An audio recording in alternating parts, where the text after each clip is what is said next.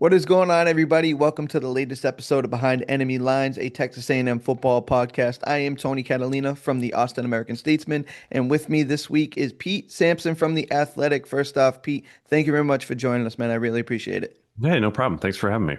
Absolutely. We got a big one this week. Obviously, Notre Dame was idle last week, falling 0-1 on the season after the loss to Miami. I kind of want to start there.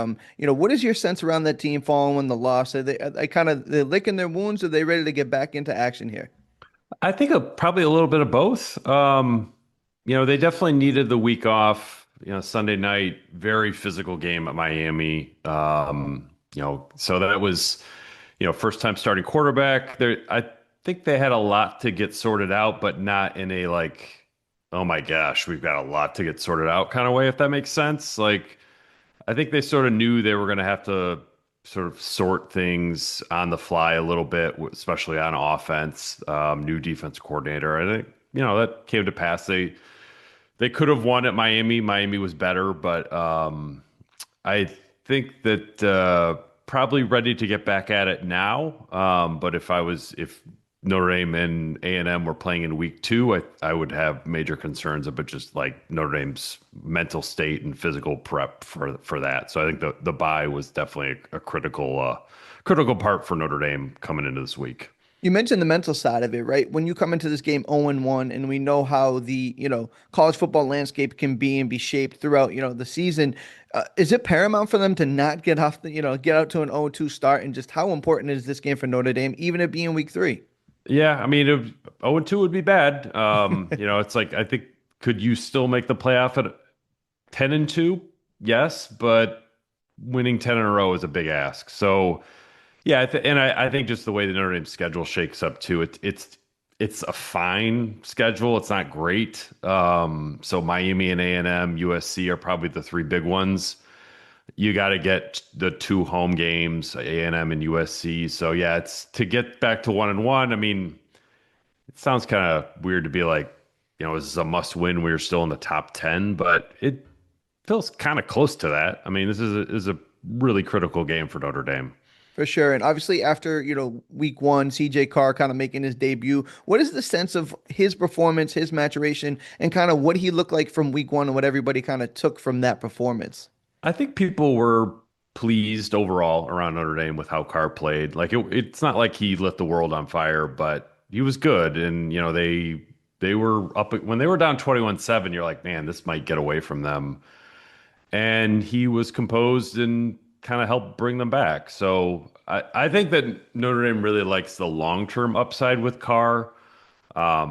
He's a long way from a finished product right now, but I'm very interested to sort of see on Saturday night how Notre Dame tries to move forward with him. There was so much horizontal RPO screen game stuff at Miami, and I think that can be part of the offense, but it kind of was the offense. So I'm interested to sort of see how do they let Carr stretch the field a little bit more vertically. And whether they hit it or not, like I think you just have to make a defense respect it. So that's sort of the next step, I think, for Carr against A&M. And from your assessment, like how hard is it to stay balanced when you have a young, inexperienced quarterback, but you also have a running back who's revered as one of the best in the country, and how do you balance making sure he gets the proper amount of touches and just kind of getting Carr on the flow of the game a little bit? Yeah, honestly, I don't think they need to stay balanced at all. They like it could be an imbalance in favor of Jeremiah Love, and I think they did not do a good job of that, in my opinion, at Miami. Like Love he just didn't get enough touches. And there were times where they would run RPOs where Carr would throw it when he needed to hand it off. So that's probably a big jump for him in his second start. But this Notre Dame offense, they really for the last few years, and even last year when they came down to Kyle Field, like it was smash mouth, run the ball, kind of ball control, like go for it on 4th and 1, 3rd and 2, with the quarterback run. But they don't have the quarterback run element nearly as much as last year. The tight end play is not nearly as good as it was last year. So they got to find more ways to get Love the ball. Jadarian Price, he had a big touchdown run at A&M last year. Get him more touches. I think he had 5 or 6 carries at Miami. Like that's not enough. So there will definitely be some rebalancing of the offense. And if you want to lean harder onto Love and Price, I think that's a smarter play than, letting Carr throw the ball 30 times. Sure. And then obviously it's low hanging fruit when I ask this question, but no Riley Leonard anymore. The offense is obviously going to look different. It's going to be flowing differently, but some of the pieces there, like we mentioned, Love is still in place. But through 1 week, small sample size, just how different do you see, Freeman and this offensive staff kind of approaching how they're going to attack defenses? Because like you said, you had a big quarterback that can, lower the shoulder and go get some yards. Mhm. Carr may not be that guy. So have you seen them really tailor this offense around it to a significant degree?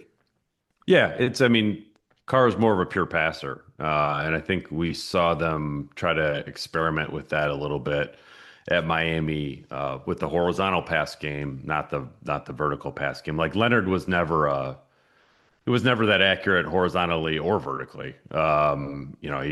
He could get the job done for you if you got open, but I think Carr can throw you open. And I think it's a pretty significant difference about where the offense can go. I think the receivers are better than they were last year. So yeah, I've seen the offense change quite a bit, but it is week one. How does that look coming home when it's not your first start and you sort of know what you got in your quarterback? That it probably will change again on Saturday night. Yeah, and kind of to that point a little bit. Obviously Miami's defense played really well. They played tough defense, and Texas A&M still has to prove that they can be that unit. But it is an SEC group of SEC talent nonetheless. Do you think that it could be a challenge for Carr, or do you think I mean, it's a home game. It's got to be some comfortability in it compared to Week One. Do you find that this offensive group will settle in and kind of, like you said, lean on Love in a more aggressive fashion here to kind of just get into rhythm and to play Notre Dame style football? I mean, that's the plan. I think the biggest alarm for me at Miami was their offensive line.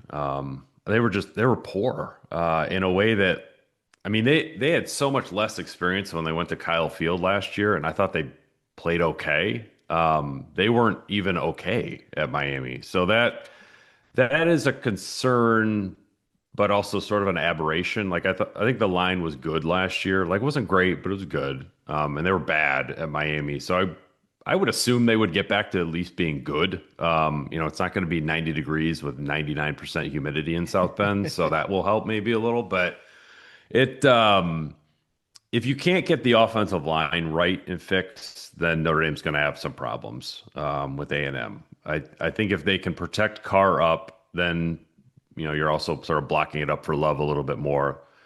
Then they can have some success. But that they have to get the line right. We talk about the SEC athletes. Like I can't imagine A&M's defensive line is more talented than it was last year, but they still got some dudes. Yeah. So yeah, I think Notre Dame's offensive lines they really have to answer the bell on Saturday.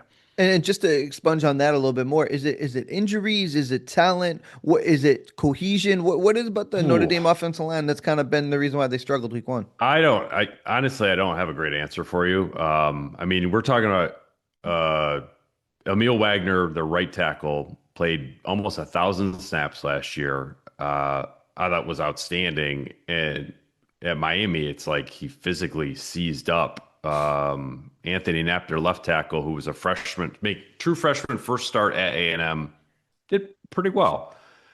He cramped up and had to tap out of the game in the fourth quarter. It was a very strange, and they had a new left guard. They rotated there. That both players really struggled. It was just a strange. Nobody played well on the line. And when they and I look in Miami's defensive ends, I thought were outstanding. They really beat up those tackles, but it wasn't like the Shamars and Nick Scorton dominated that position. Like I think Notre Dame did a nice job of that last year. So I think the offensive line it's hard for me to explain like why they were so bad at Miami. But they were bad and it was really out of character too. If this was like a trend line, I probably would be more concerned about it. But they were good last year. I think, if you were good for 16 games and bad for one, I would tend to think the 16 is the rule and the one is the exception. Right. But they're going to have to show that on Saturday. Sure, for sure. And so flipping the other side of the ball, A&M invested a lot in their passing attack. Two new wide receivers that have made a big impact through the first two games. Obviously, you take the opponent with a grain of salt there, but there seems to be a lot of excitement about the explosion of this offense and what it can be. Notre Dame's cornerbacks, how do you think they stack up against the Mario Craver, Casey Concepcion, and the type of quarterback that Marcel Reed is? They expect him to play. I mean, all the things seem to be positive. We'll wait and see on that. But how do you think the secondary hold up or fare against this new revamped offensive passing attack for A&M?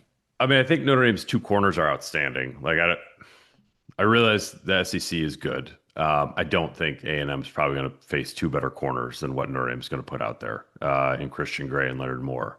However, if you can find joy with like your slot receiver and get him matched up on Notre Dame's nickel, that is a place that I think I would try to pick and try to figure out if I can get some matchups there if I was A&M. The safeties are not nearly as good as what they were last year. I mean, Don Schuler is back. He had a pick at A&M, but Xavier Watts was a two-time All-American. He's starting in the NFL, a really good player. I don't think that they've got a great replacement for him. But I would say, I guess I would look at it, if you're talking about outside the numbers, I like Notre Dame.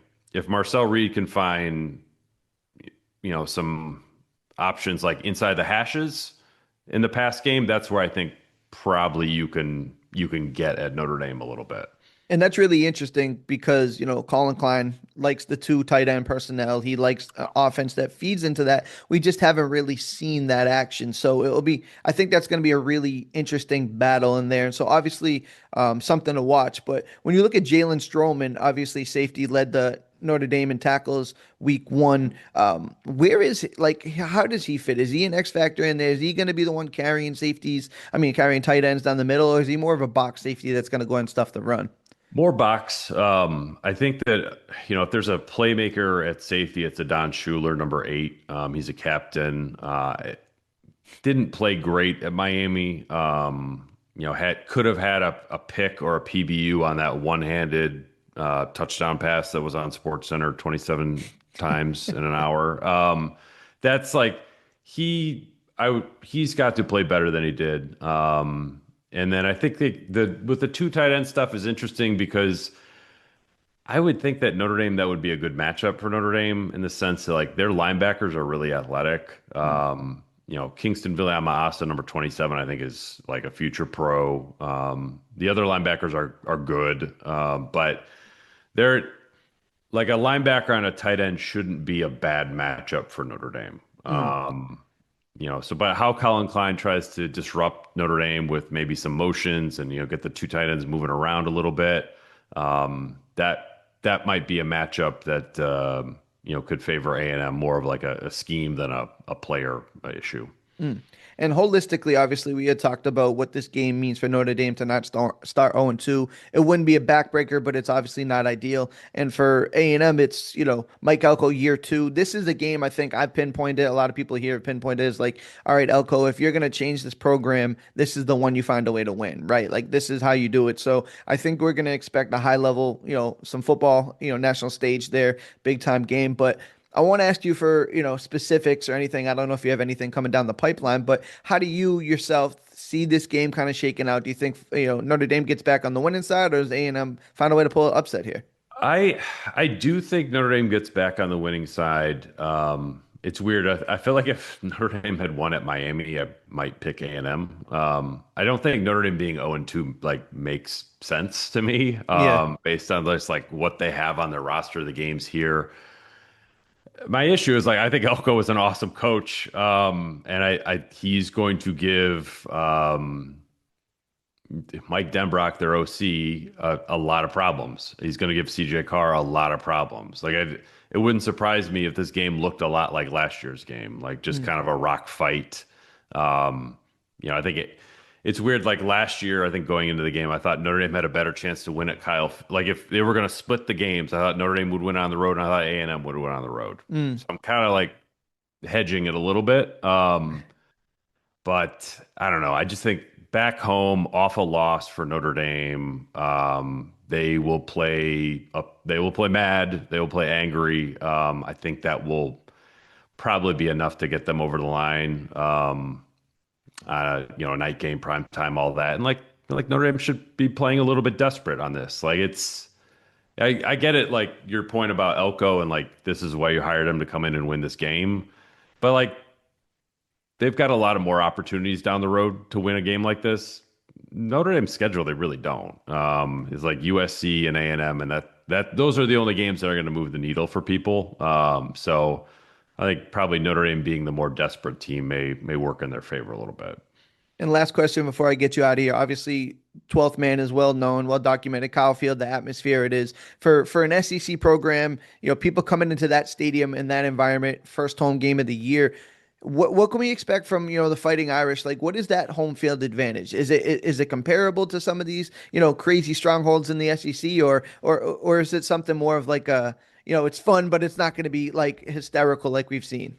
Yeah, I think that, I mean, it can be one of like those strongholds in the SEC. I don't think it will be on Saturday night. I guess, like, for example, like when Ohio State came here in 23, that was phenomenal.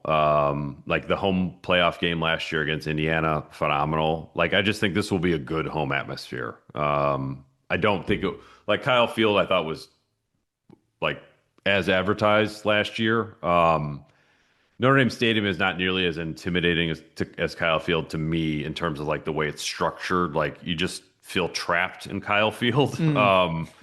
Notre Dame Stadium is just like more of a bowl, so it's a little bit more spread out. But I mean, it'll be loud, and I think the Notre Dame fan base is more engaged now than they probably have been in the last 10, 20 years with Marcus Freeman, the way last season went. Like, there's much more of a like a getting behind the program vibe around here. There have been times where Notre Dame fans have sold their tickets to, visiting fans who just, maybe this is the one time you ever make it up to Notre Dame. That's not really happening anymore. So I think it'll be loud, it'll be raucous, but I don't think it's going to feel like, maybe Kyle Field did last year. Well, either way, it's going to be a big matchup, big early season. Obviously, a lot of eyes, a lot of attention on that. Pete Sampson, I appreciate you. Please, everybody who's listening to this, go check out his work at The Athletic. Pete is one of the best, man. Thanks again. All right, thank you.